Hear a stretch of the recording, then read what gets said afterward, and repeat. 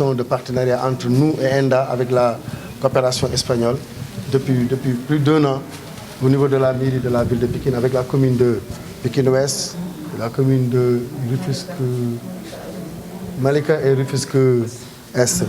Donc depuis, on déroule. Nos braves dames qui sont des transformatrices ont reçu ma visite tout récemment, les Raki. Je les ai trouvés avec les groupements et Badianougor en train de véritablement s'affairer pour honorer la commande de plus de combien de tonnes? 500 tonnes. C'est extrêmement important. 500 kilos. 5 tonnes au total. Ça veut dire qu'elles étaient en train de s'affairer pour honorer professionnellement dans ce contexte de crise. J'avais un peu pitié d'elles.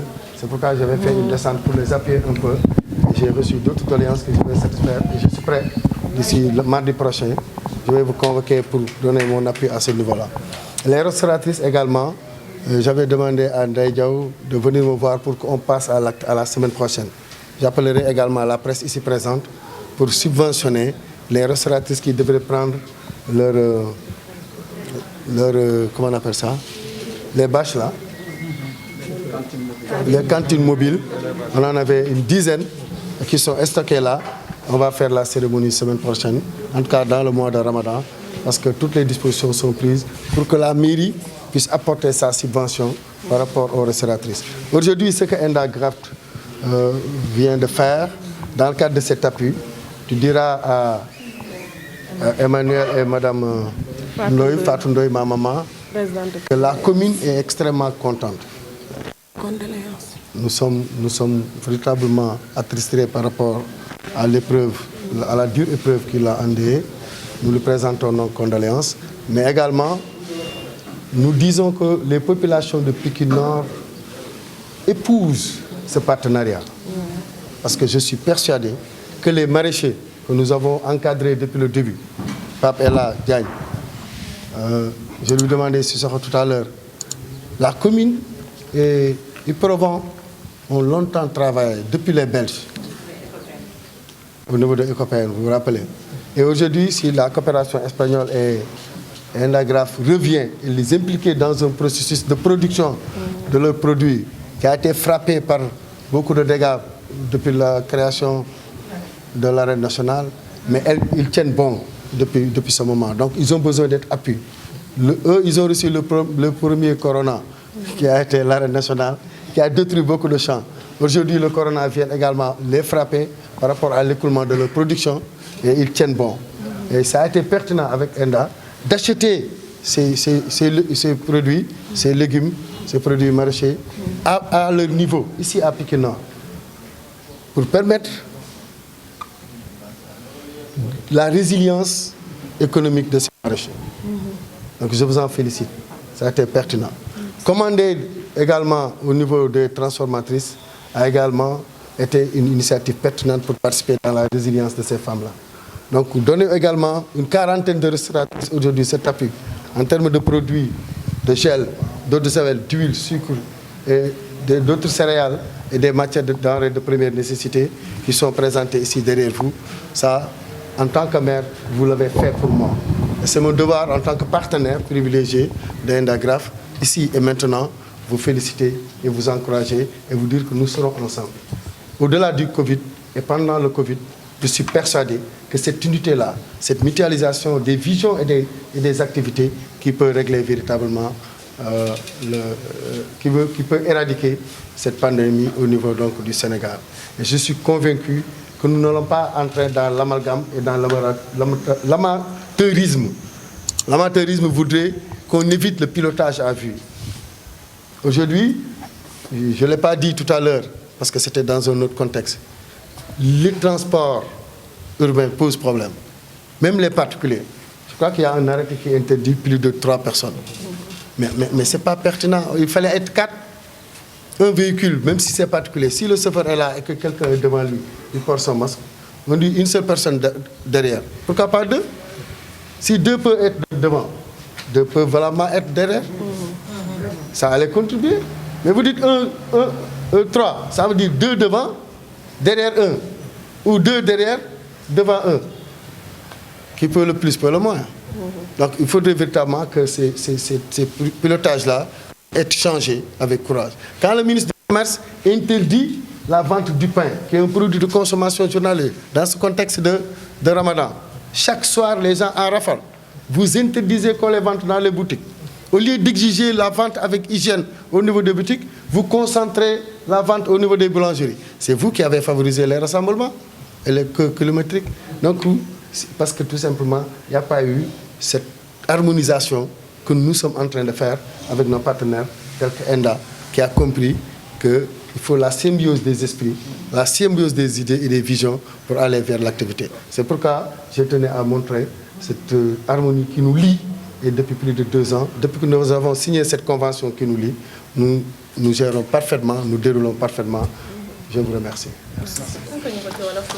dafa bëri rek yi mooy point focal transformatrice yi ànd ak ñoom bàjjenu gox yi ñoom Ulay ñoom Mariama ñoom Faali Mbuub ak ñoom Ndey Mari ak ñeneen ñuy def transformation ñoom Diagne ñooy nekk ci maraîchers yi ñëpp di ay njabootu Pikine Nord mais ñu ànd di lëkkaloog ENDA di lëkkaloog la coopération espagnole ak CPAM ak Prosalus depuis ba ñu signé convention ay at man ak ñoom ci yu bëri ba ci bâche yi wax naa leen sama subvention yi ma doon pare na ci àjjuma ji laa koy jot waaw loolu la ma percepteur wax donc war ngeen ko altiner mën a jëli pour que subvention yi ma leen jagleel yéen restauratrices yi seen cantine mobile yooyu te bâche yi nekk fii ña ko moom ñëw jël si ko mairie bi dafa leen subvention genn wàll gi la ñu waroon fay ma fay la ca des donc fay mot na donc ñu def cérémonie madame la maire ci biir semaine bi ñu jox leen ko transformatrice yi ñoom it dama leen yërëmoon dama lu tolloog 5 tonnes commande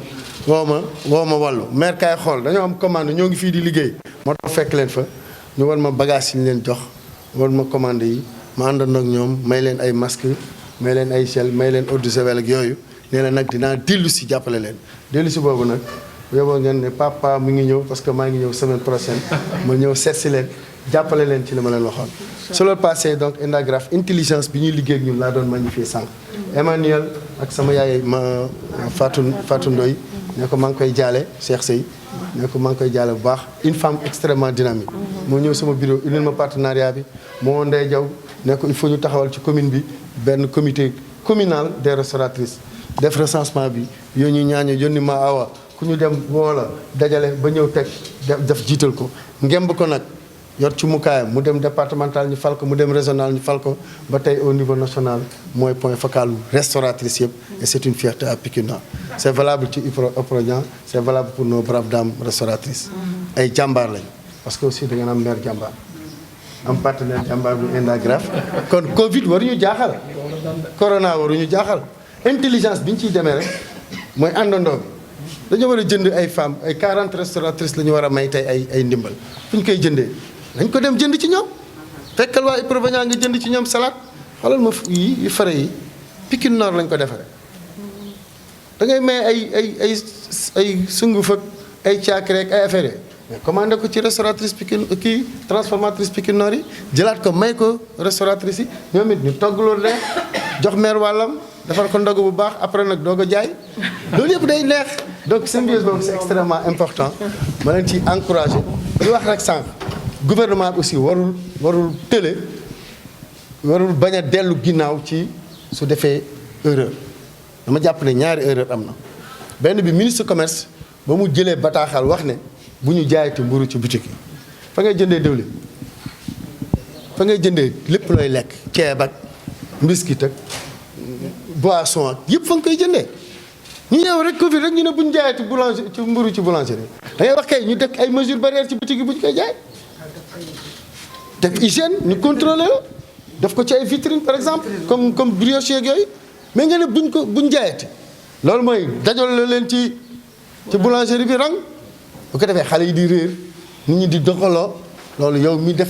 arrêté ministériel boobu yaa ko waral donc madame la ministre du commerce reviens sur ta décision décentralise la vente de pain yóbbu ko ci boutique yi borom boutique yi jaay lu sell ku génn sa kër am na boutique sa angle nga jënd ko attroupement yi du am te weeru koor la nekk mburu yi njóobee ni dañ koy soxla beneen bi ma gis ne erreur la ma bëggoon ci communiquer mooy ministre de l'intérieur fi mu traîné moo gouverneur yi oto yi muy particulier ak taxi yi bu ñu def lu ëpp ñetti nit kon nangu na mu nekk ñett waaw chauffeur bi bu toogee kenam keneen nekk ci wetam ñoom ñaar ñu takk seen masque yor seen gel ci ginnaaw kenn rek a fay nekk waaye lu tax mënul am ñaar ni ci kanam nekk amee ñaar bu fekkee chauffeur bi rek mooy nekk ci kanam ci ginnaaw am ñaar su ginnaaw amee ñaar kay kenn mënoon a ñëw dend ak chauffeur bi parce que ñaar ñee dendandoo nañ kon ñeent la waroon wax mais du ñett parce que am na benn place buy perte te loolu day greffé ci transport bi ak paas yi tey boo waroon jot ñeenti paas yàqal nga ko benn paas bi tey ñeenti nit bi ñaari nit bu ñu waroon ànd fekk am kenn ci biti dañuy mujj a toog bàyyi oto boobu dem ñu xaar beneen bu am vide te yooyu yëpp day impacté ci dem beeg dikk bi day impacté ci économie bi donc man la sama responsabilité ba ma ko seetloo ba ma yeewoo laa ne su ma amoon occasion dinaa ko wax ngeen may ma occasion bi ma wax ko j'espère que nañ ko jàlle ba ministre de l'intérieur dégg ko ak ministre du commerce ñu xam ne ñaari erreur yooyu bu ñu am kersa dellu ci ginnaaw man Amadou Diarra maa ko wax maa leen gërëm di leen sant wasalaam